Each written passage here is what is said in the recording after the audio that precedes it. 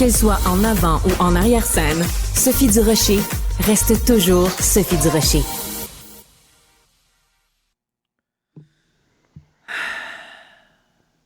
Ah, excusez-moi, y a-tu quelqu'un? LOL! Ah! Ah, t'es là, Jean-François, excuse-moi. C'est parce que c'est fear of missing out, là, la peur de. C'est tellement. Il y a d'un coup qu'il y aurait quelque chose de plus important sur mon cellulaire. Tu veux Ça nous se peut, parler. cela dit. Non, rien. Quelque chose de plus important que toi, mon petit chéri d'amour? Ben non, ça, c'est impossible. gentil. Impossible. Donc, tu voulais nous parler des écrans. Non, mais parle-moi. Je vais faire comme font les ados quand on leur parle. Tu sais, à un moment Ben, donné, il les faut leur ados. dire. Ah non, mais les ados. Certains adultes, de temps en temps, Ouais. je sais pas si t'en connais, là, mais moi, j'en connais. Non, mais on en rit, là, mais pour vrai, puis c'est un article de Patrick Lagacé qui m'a amené à aller lire cette étude-là de Jonathan Haidt, qui fait fureur présentement aux États-Unis. C'est un psychologue social qui a écrit qui a un article, mais en fait, c'est super bien documenté. Là. C'est une étude sur plusieurs années. Grosso modo, là, en français, ça serait « Fin du téléphone, éloignez ça de vos enfants ». OK? Et c'est capoté de lire tout ça. Je suis allé lire aussi une entrevue qu'il a fait dans le New York Post.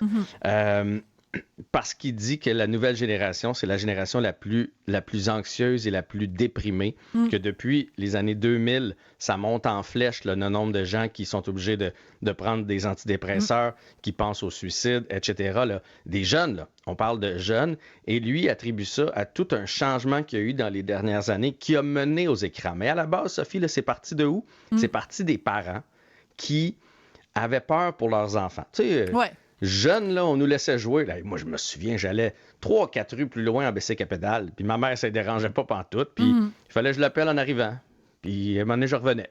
Pas qu'elle se questionnait pas, mais tu sais, c'était de même. Puis là, tranquillement, ils se sont mis à avoir un peu plus peur, nos parents, parce que le monde est devenu moins sécuritaire ou je ne sais trop. Et ça... L'arrivée d'Internet, l'Internet, les ordis, ça allait. L'arrivée du haute vitesse, haute performance et des téléphones et des tablettes a emmené... des réseaux sociaux. Et des réseaux sociaux a emmené cette sécurité-là aux parents. Ouais. Parce que sur le coup, là, puis demande à n'importe quel parent qui vont avoir des jeunes enfants prochainement ou qui ont eu... Au début, là, c'est « Ah non, non, moi, les miens, il n'y aura pas d'écran.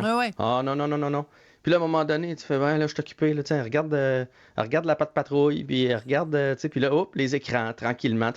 Et, dans le fin fond, les parents sont contents parce que quand tu arrives à 13 ans, puis que ton ado est dans sa chambre, tranquille, tu sais où il est, il n'est pas en danger, tu n'as pas besoin de t'inquiéter, ça fait ton affaire et tu lui laisses son téléphone, tu lui laisses son écran. Mais dans les faits, là, il est peut-être plus en danger, là, que s'il était dans la vraie vie tous les jours. Voilà. Il y a aussi le phénomène, de cette sorte de surprotection. Tu sais, avant, là, mettons, moi, je viens d'une famille de 5 enfants, toi, tu viens d'une famille de... 3. Puis bon, mettons nos parents ou la génération d'avant, ils a des familles de 8 puis de 13 puis tout ça. Ben, tu sais, quand on a 8 puis 13, là, t'en as une couple, ils se promènent, à la rigueur, le plus vieux va prendre soin du plus jeune ou celui du milieu, ou tu sais, puis quand tu regardes dans la ruelle, ben, tu sais, chez chaque famille, il y a 8 ou 10 enfants, il y a du monde dans la ruelle. Quand les gens ont un enfant, ils ont tendance à tout mettre sur leurs enfants, à vouloir donc les surprotéger parce que, tu sais, quand on a 8, tu dis, bon, il y en a un qui se casse la jambe, c'est pas grave. Moi, de toute façon, j'ai pas vraiment le temps de m'en occuper. Il y en a 7 autres dont il faut que je m'occupe. Ben, quand on a juste un, toute ton attention est portée là-dessus. Et on finit par leur en acheter des téléphones parce qu'on veut les surveiller, on veut les géolocaliser, on veut qu'ils puissent nous appeler s'il y a quelque chose qui se passe. Mais écoute, les statistiques, c'est incroyable. Présentement, les jeunes Américains, 7 à 9 heures par jour sur leur écran, Sophie, sur 24 heures. Là. Fait que là, ça amène moins de sommeil. Parce que là, tu te mets là-dessus à 11 heures le soir. Première chose, tu sais, il est rendu minuit et demi. Tu es encore sur ton téléphone. Et lui, ce qu'il dit, parce que moi, je me suis toujours dit, moi, j'avais une Nintendo quand j'étais jeune. Fait que, tu sais, des fois, quand on capote avec les écrans, je fais, hey, moi, je jouais avec les écrans. Puis à un moment donné, ma mère dit, OK, là, ça fait 1 heure, t'es là-dessus, on va dehors. Puis là, il fallait que j'y aille jouer dehors. Mais là, c'est ce qu'il dit, c'est que les jeunes jouent. Mais tu sais, moi, quand je jouais, mettons, à ma Nintendo, j'invitais un ami, des fois 2 amis, on se prêtait les manettes, il y avait quelque chose. Maintenant, les jeunes se branchent même en virtuel. Fait que donc, il n'y a eu plus aucun contact social. Puis ça va manquer énormément. Il disait même que les jeunes sont plus capables de reconnaître le non-verbal. Tu sais, toi, mettons, je te rencontre, là. Je le sais si t'es contrarié, je le sais si tu non, mais tu comprends, tu sais, si quelqu'un est agacé, si quelqu'un veut s'en aller, qui veut mettre fin à la discussion, on est capable, même sans se parler, de sentir ce genre de choses-là. Mais comme les jeunes se voient plus dans la vraie vie, que même quand ils se voient, ils se parlent, puis tu le mimais tantôt, là, ils ont leur téléphone d'une main, ils continuent de se parler, ils se regardent pas vraiment, ils ont de la difficulté à reconnaître le non-verbal de quelqu'un. C'est rendu capoté, là. Oui. Alors, moi, je vais te répondre quelque chose. C'est une citation tirée d'un film. C'est je pense que c'est une année particulière, je me souviens plus. En tout cas, bon, bref, peu importe. C'est un parent d'élève qui va voir le prof et qui lui dit, tu sais, mon fils a des difficultés à l'école. Et mettons, c'est un film qui date de 1983. Puis mettons que le gars, il s'appelait Gros Lot. Mm-hmm. Et la prof lui dit, vous savez, votre fils, c'est pas un gros lot.